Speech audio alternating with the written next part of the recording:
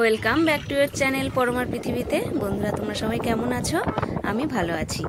এই প্রথমবার বাবা মাকে নিয়ে আমার প্লেনে ওঠা।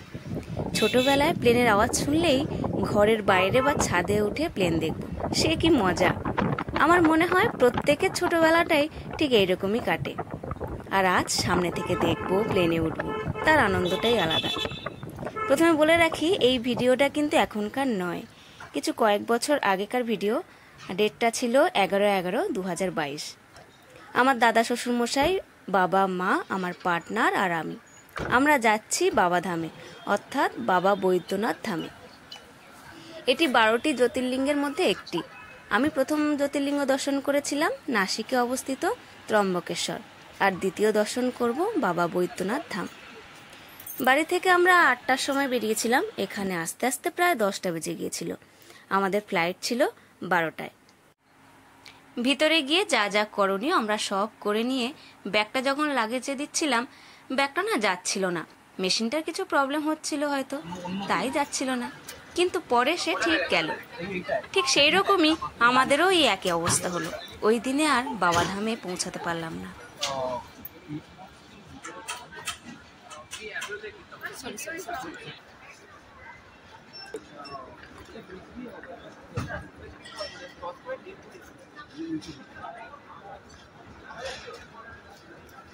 এই ব্যাগটাকে খুলে দিতে বলো।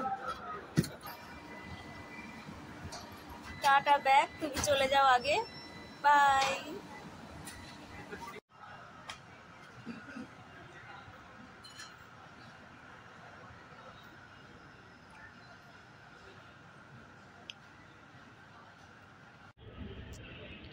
আমরা এখন এয়ারপোর্টের মধ্যে এসে গিয়েছি। আর এখন আমাদের ব্যাগটা সব চেকিং হয়ে গেছে, আমরাও চেকিং হয়ে গিয়েছি।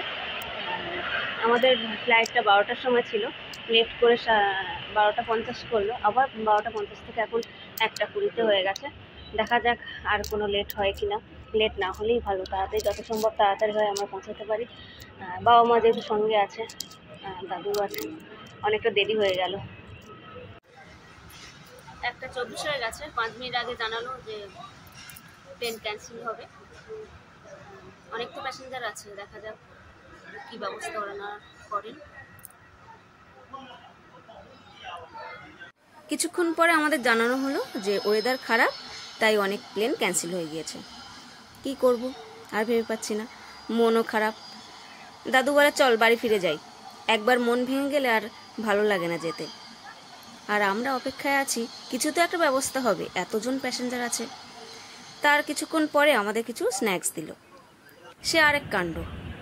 বিস্কুট খেতে গিয়ে আমার বাবা আর দাদুর আর এক অবস্থা।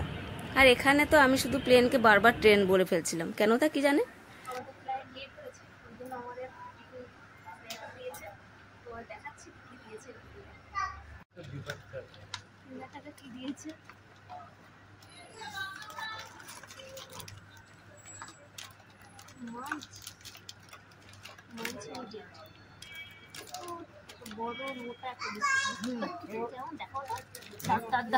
দাদু বলছে কেমন খেতে, কেমন এটা খেতে কেমন লাগছে? দাদু শক্ত, কি কেমন লাগছে দাদু? এটা শক্ত।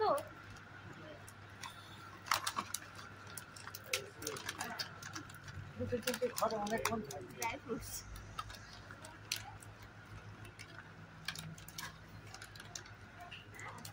জুস, অনেক কিছুই দিয়েছে ট্রেন লেটের জন্য। Train late?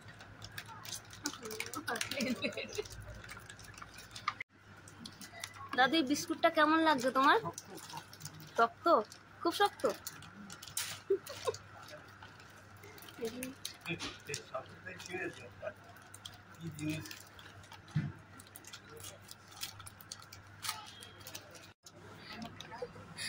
আমার বাবার এই সব বিস্কুটটা দেখাও দেখি, বিস্কুটটা কোন বিস্কুট?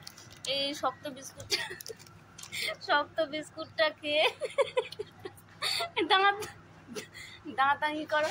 এই সামনে দাঁতটা সামনে চলে এসেছে, সামনে দাঁতটা হচ্ছে, কি হচ্ছে দাঁতটা? দাঁতটা ঠোঁটের সাথে লেগে যাচ্ছে হঠাৎ করে। এই যা বিস্কুট দিয়েছে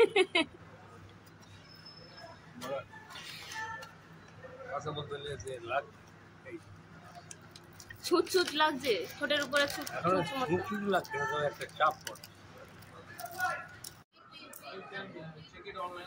শেষ পর্যন্ত তো বিশাল ঝগড়া লেগে গেল। সবার টাকা ফেরত দেবে জানালো, কিন্তু সবার তো আর্জেন্ট আছে না, আজকে যাবে কালকে হয়তো রিটার্ন আসবে, তাদের কি অবস্থা হবে? প্রচুর ঝগড়া হচ্ছিল। আর এই সময় আমরা তো তালে আছি, যে কোনো ফ্লাইটে সিট ফাঁকা থাকলেই আমরা চলে যাব। প্লেনে বাবু চড়তেই হবে। জিজ্ঞাসা করলাম কামাখ্যা যাওয়ার ফ্লাইটে সিট আছে? তো ওরা জানালো না, সিট নেই। রাঁচি যাওয়ার ফ্লাইটে সিট আছে, সন্ধ্যে 6টার সময় ছাড়বে, আপনারা পারলে যেতে পারেন। কেননা রাঁচি থেকে ট্রেনে করে আমরা ওখানে পৌঁছাতে পারবো বাবাধামে। তো আমাদের যা অবস্থা দেখলাম, ওখানে গিয়েই হয়তো ট্রিটমেন্ট করতে হবে। শেষ পর্যন্ত আমরা ওই রাঁচিতেই গেলাম, প্লেন চললাম। রাঁচি থেকে রাতে ট্রেনে পরের দিন আমরা বাবাধামে পৌঁছালাম। জীবনটা সার্থক হয়ে গেল প্লেন চড়ে। এই হলো আমাদের প্লেন জার্নি। তোমাদের কেমন লাগলো অবশ্যই কমেন্ট করে জানিও। কিন্তু আজকে আসছি, আবার কবে আসবো জানি না বন্ধুরা। ভালো থেকো, সুস্থ থেকো, বাই বাই।